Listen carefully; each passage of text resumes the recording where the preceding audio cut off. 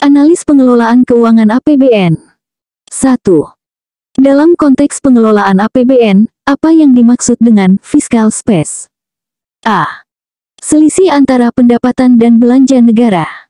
B. Ruang gerak pemerintah dalam mengalokasikan anggaran untuk prioritas pembangunan. C. Batas maksimal defisit anggaran yang diperbolehkan. D.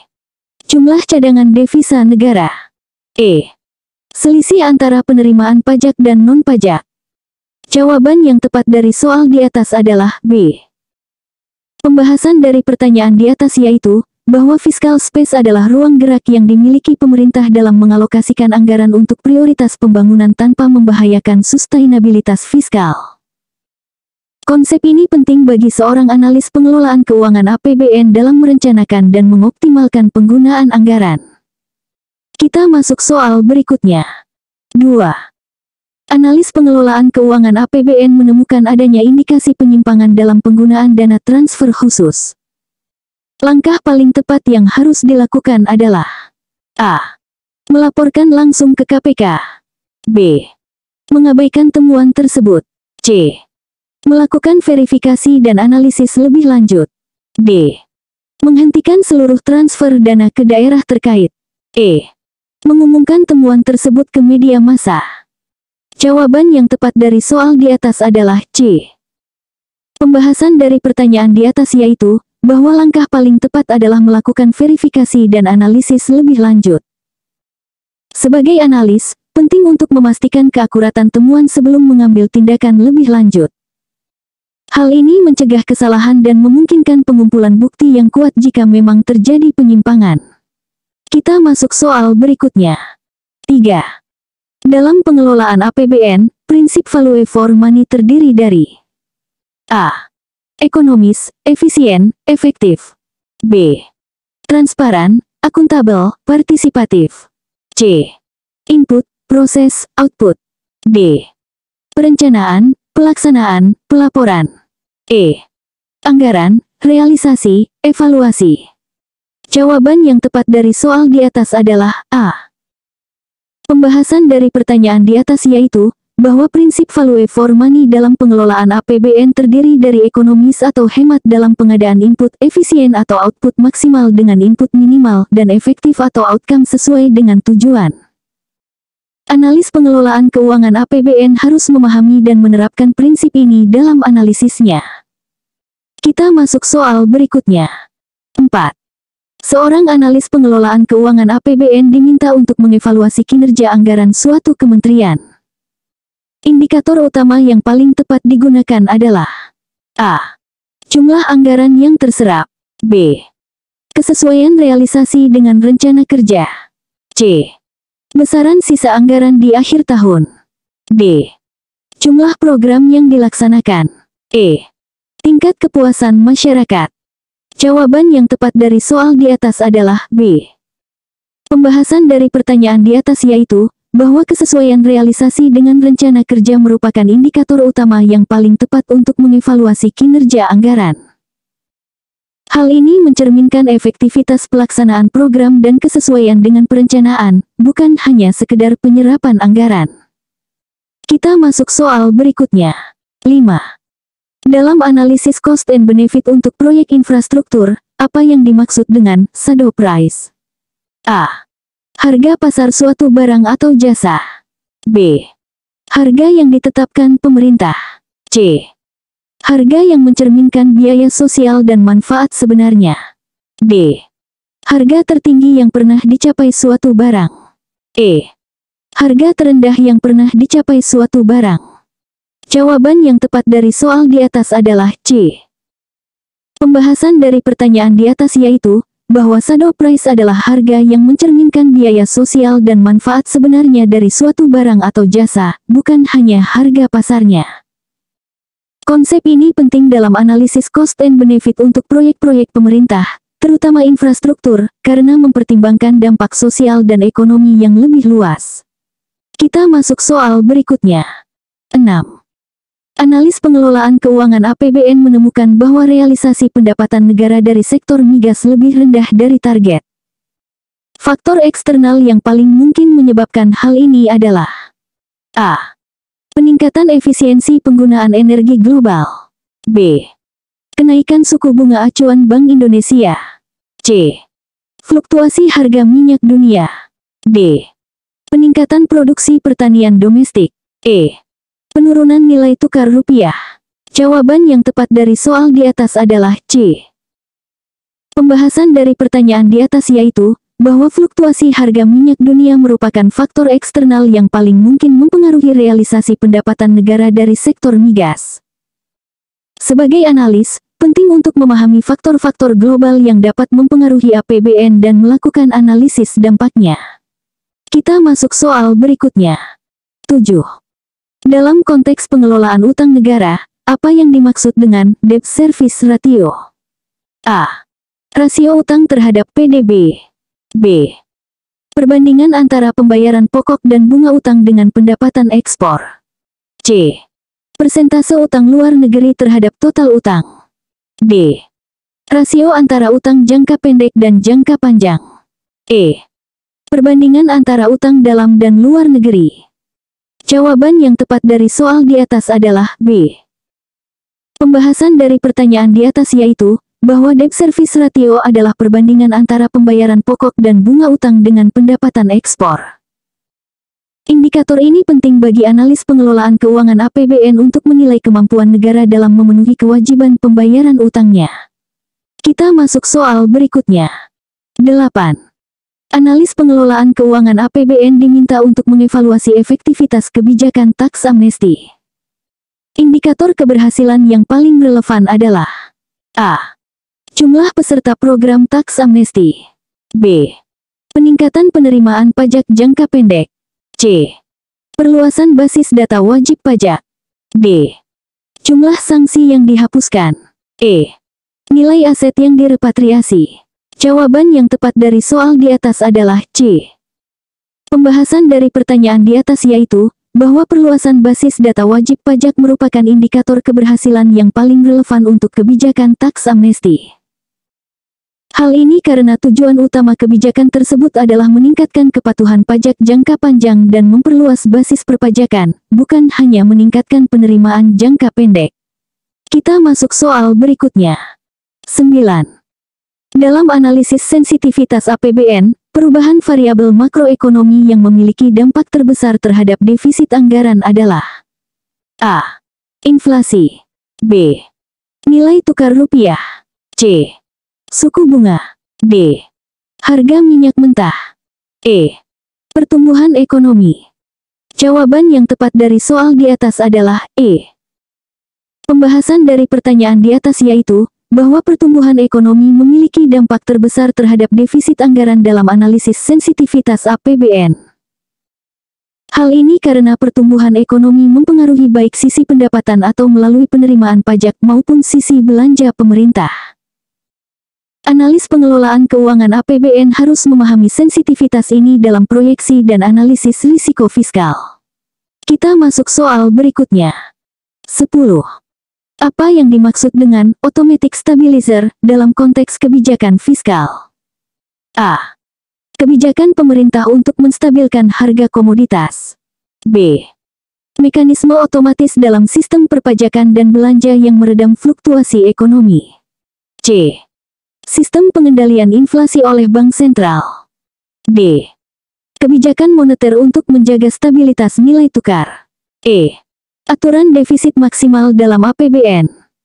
Jawaban yang tepat dari soal di atas adalah B. Pembahasan dari pertanyaan di atas yaitu, bahwa automatic stabilizer adalah mekanisme otomatis dalam sistem perpajakan dan belanja yang meredam fluktuasi ekonomi tanpa intervensi kebijakan eksplisit. Contohnya, penerimaan pajak yang menurun saat resesi dan meningkat saat ekspansi ekonomi, serta peningkatan belanja untuk jaminan sosial saat resesi. Kita masuk soal berikutnya. 11.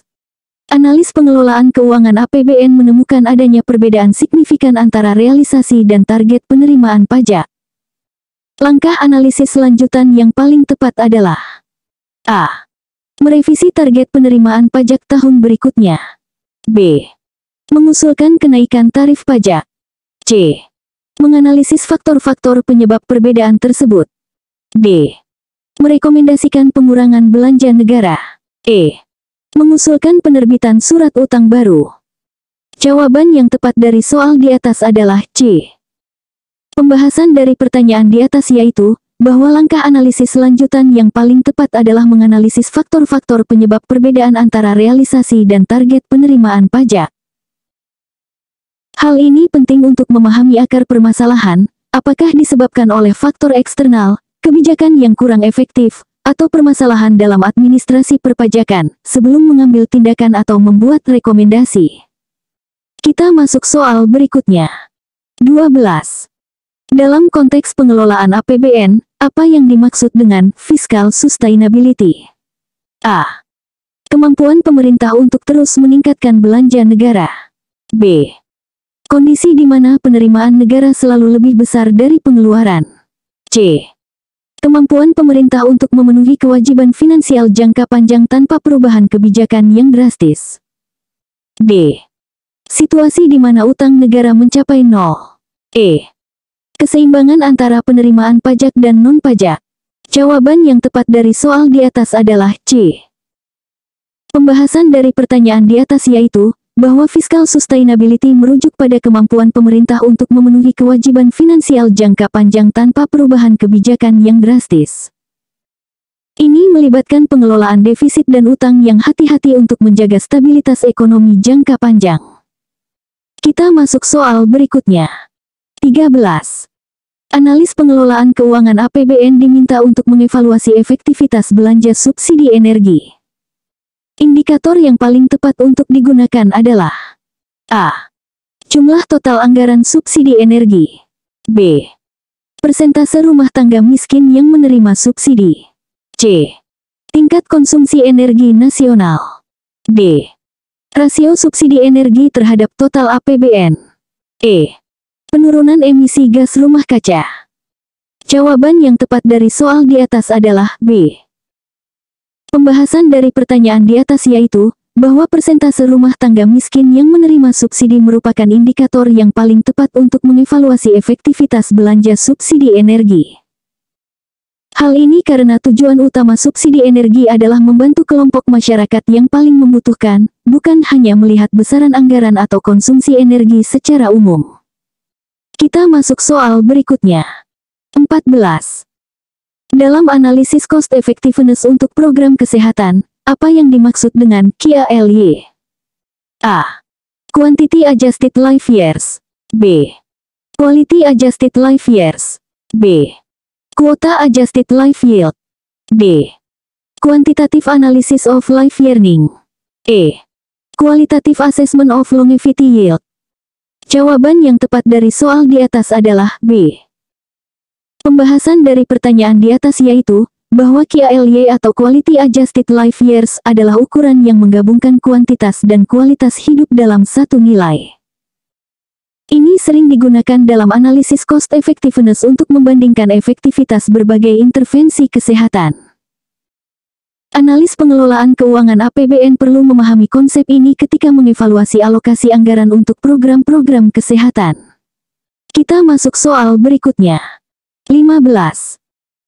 Analis pengelolaan keuangan APBN menemukan bahwa suatu kementerian memiliki tingkat penyerapan anggaran yang sangat rendah di akhir tahun anggaran. Rekomendasi yang paling tepat adalah A. Memotong anggaran kementerian tersebut untuk tahun berikutnya. B. Mengalihkan sisa anggaran ke kementerian lain. C. Menganalisis penyebab rendahnya penyerapan dan merekomendasikan perbaikan sistem perencanaan dan pelaksanaan anggaran. D. Memperpanjang tahun anggaran untuk kementerian tersebut. E. Memberikan insentif finansial untuk meningkatkan penyerapan anggaran. Jawaban yang tepat dari soal di atas adalah C. Pembahasan dari pertanyaan di atas yaitu, bahwa rekomendasi yang paling tepat adalah menganalisis penyebab rendahnya penyerapan dan merekomendasikan perbaikan sistem perencanaan dan pelaksanaan anggaran.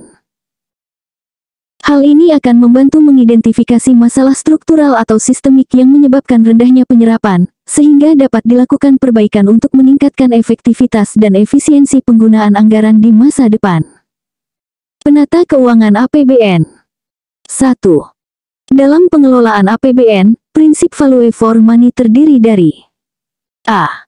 Ekonomis, efisien, dan efektif. B. Transparan, akuntabel, dan partisipatif. C. Tertib, taat pada peraturan, dan bertanggung jawab. D. Adil, merata, dan berkesinambungan. E. Fleksibel, responsif, dan adaptif. Jawaban yang tepat dari soal ini adalah A. Pembahasan dari pertanyaan di atas yaitu, bahwa prinsip value for money dalam pengelolaan APBN terdiri dari ekonomis atau hemat dalam pengadaan input, efisien atau maksimal dalam penggunaan input untuk output, dan efektif atau pencapaian hasil yang optimal. Kita masuk soal berikutnya. 2. Penata keuangan APBN menemukan adanya selisih antara realisasi belanja dengan pagu anggaran. Tindakan yang paling tepat dilakukan adalah A. Mengabaikan selisih tersebut. B. Melakukan rekonsiliasi data. C. Langsung melaporkan ke BPK. D. Merevisi anggaran secara sepihak. E. Menunda pelaporan keuangan. Jawaban yang tepat dari soal ini adalah B. Pembahasan dari pertanyaan di atas yaitu, bahwa tindakan paling tepat adalah melakukan rekonsiliasi data untuk memastikan keakuratan informasi keuangan dan mengidentifikasi penyebab selisih tersebut. Kita masuk soal berikutnya. 3.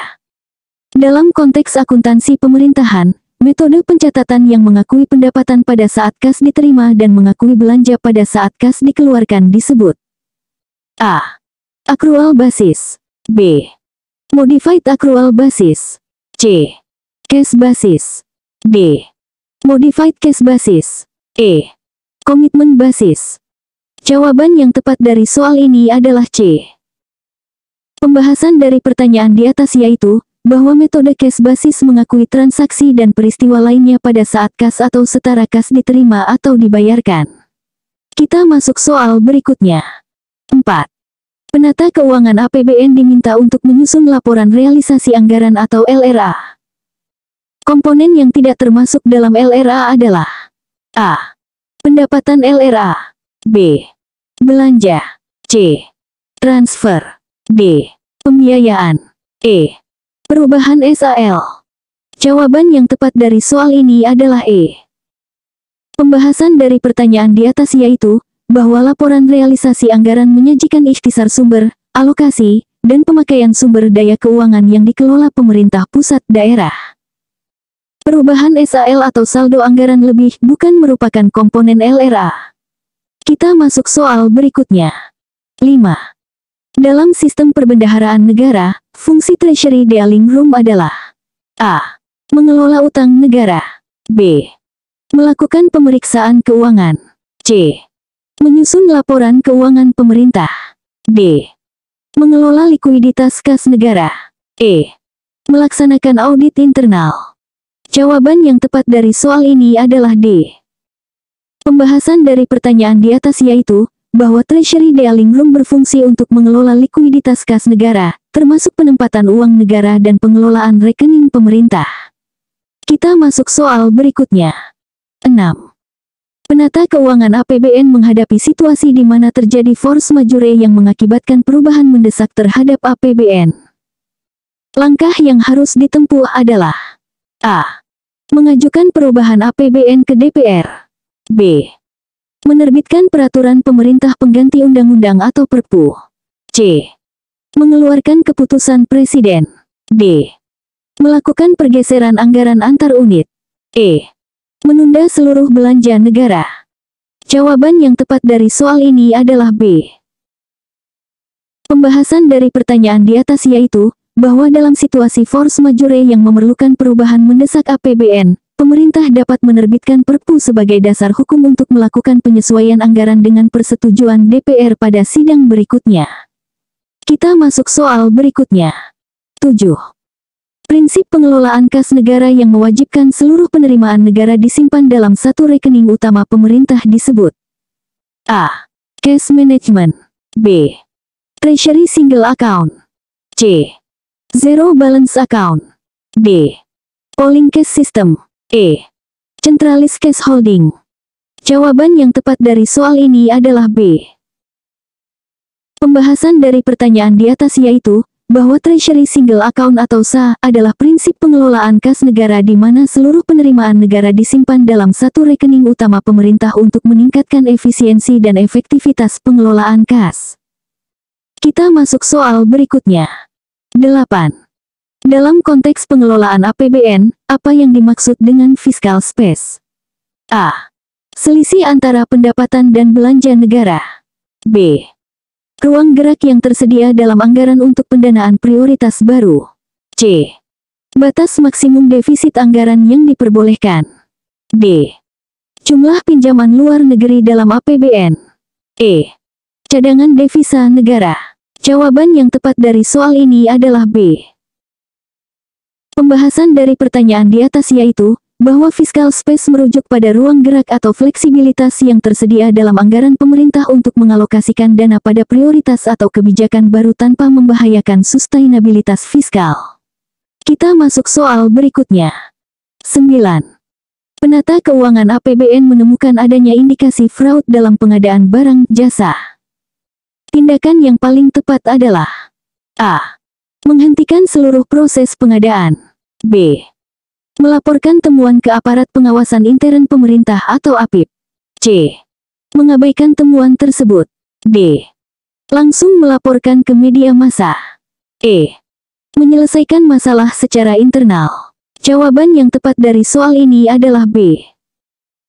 Pembahasan dari pertanyaan di atas yaitu, bahwa tindakan paling tepat adalah melaporkan temuan ke APIP untuk dilakukan investigasi lebih lanjut sesuai dengan prosedur dan kewenangan yang berlaku. Kita masuk soal berikutnya. 10. Dalam penyusunan APBN, pendekatan yang mengaitkan pendanaan dengan kinerja yang diharapkan disebut A. Line item budgeting. B. Incremental budgeting. C. Performance based budgeting. D. Zero based budgeting. E. Activity based costing. Jawaban yang tepat dari soal ini adalah C. Pembahasan dari pertanyaan di atas yaitu, bahwa performance based budgeting adalah pendekatan penyusunan anggaran yang mengaitkan alokasi pendanaan dengan kinerja yang diharapkan, termasuk efisiensi dan efektivitas penggunaan anggaran. Kita masuk soal berikutnya. 11. Penata keuangan APBN diminta untuk menghitung rasio utang terhadap PDB. Jika total utang pemerintah adalah 7.000 triliun rupiah dan PDB Indonesia 20.000 rupiah triliun, berapakah rasio utang tersebut? A. 25%. B. 35%. C. 45%. D. 55%. E. 65%. Jawaban yang tepat dari soal ini adalah B. Pembahasan dari pertanyaan di atas yaitu, bahwa rasio utang terhadap PDB sama dengan atau total utang PDB X 100% sama dengan atau 7.000 per 20.000 X 100% sama dengan 35%. Kita masuk soal berikutnya. 12. Dalam konteks pengelolaan APBN, apa yang dimaksud dengan earmarking? A. Pengalokasian pendapatan untuk penggunaan tertentu. B. Penghematan anggaran secara menyeluruh. C. Peningkatan penerimaan pajak. D. Pengurangan subsidi pemerintah. E. Penyesuaian gaji pegawai negeri. Jawaban yang tepat dari soal ini adalah A. Pembahasan dari pertanyaan di atas yaitu, bahwa earmarking adalah praktik pengalokasian pendapatan tertentu untuk tujuan atau penggunaan spesifik, misalnya alokasi sebagian cukai rokok untuk program kesehatan. Kita masuk soal berikutnya. 13. Penata keuangan APBN menemukan bahwa realisasi belanja pada akhir tahun anggaran jauh lebih tinggi dibandingkan bulan-bulan sebelumnya. Fenomena ini dikenal dengan istilah A. Fiscal drag. B. Year-end spending. C. Budget padding. D. Incremental budgeting. E. Fiscal illusion. Jawaban yang tepat dari soal ini adalah B. Pembahasan dari pertanyaan di atas yaitu, bahwa year-end spending merujuk pada fenomena di mana instansi pemerintah cenderung menghabiskan anggaran yang tersisa menjelang akhir tahun anggaran untuk menghindari pemotongan anggaran di tahun berikutnya. Kita masuk soal berikutnya. 14. Dalam pengelolaan kas negara, metode yang digunakan untuk memastikan bahwa saldo kas yang tersedia cukup untuk memenuhi kewajiban jangka pendek pemerintah disebut A. Cash forecasting. B. Cash rationing. C. Cash pooling. D. Cash sweeping. E. Cash budgeting.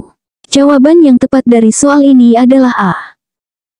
Pembahasan dari pertanyaan di atas yaitu, bahwa cash forecasting adalah metode yang digunakan untuk memperkirakan arus kas masuk dan keluar dalam jangka pendek, memastikan likuiditas yang cukup untuk memenuhi kewajiban pemerintah. Kita masuk soal berikutnya. 15. Penata keuangan APBN diminta untuk menghitung besaran dana alokasi umum atau DAU untuk suatu daerah. Faktor yang tidak dipertimbangkan dalam penghitungan DAU adalah A. Jumlah penduduk. B. Luas wilayah. C. Indeks pembangunan manusia. D. Pendapatan asli daerah. E. Jumlah investor asing di daerah tersebut. Jawaban yang tepat dari soal ini adalah E.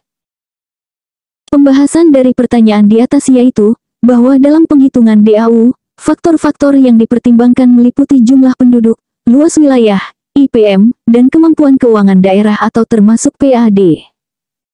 Jumlah investor asing bukan merupakan faktor yang diperhitungkan dalam formula DAU.